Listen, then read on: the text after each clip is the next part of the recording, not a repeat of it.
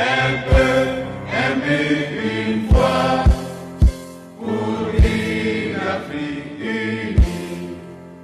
Si l'ennemi découvre son front, au-delà ou au-dehors, des mots sur les remparts, nous sommes résolus de mourir.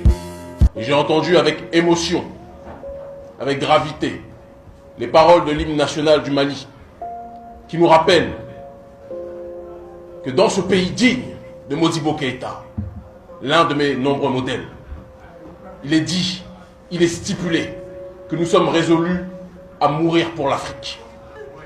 Alors je m'interroge, quand dans les paroles de l'hymne national il est écrit « Nous sommes résolus à mourir pour l'Afrique », est-ce que c'est une hymne nationale qui est périmée aujourd'hui? Est-ce que c'est une hymne nationale qui n'a plus de validité aujourd'hui? Alors pourquoi on combat des gens qui se battent pour la souveraineté africaine, mais on laisse rentrer des gens qui violent le sol africain quotidiennement? C'est une question de fond que je pose à la jeunesse africaine. Je suis un Africain, né dans la diaspora. Et comme tout être humain doté de raison, lorsque je vois l'injustice, il est du devoir de ceux qui résistent de s'organiser pour lutter et faire déguerpir cette injustice-là.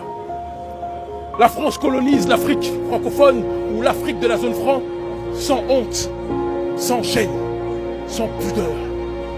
Elle vole nos terres, elle viole nos terres, elle viole notre souveraineté.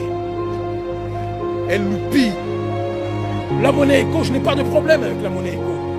Les médias se sont trompés.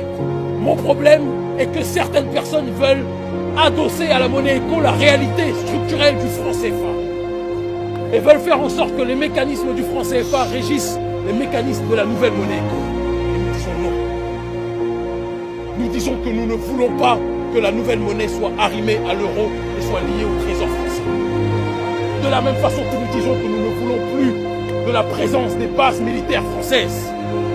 De la même façon que nous disons que nous ne voulons plus que les présidents africains doivent rendre des comptes aux ambassades de France qui sont sur nos territoires.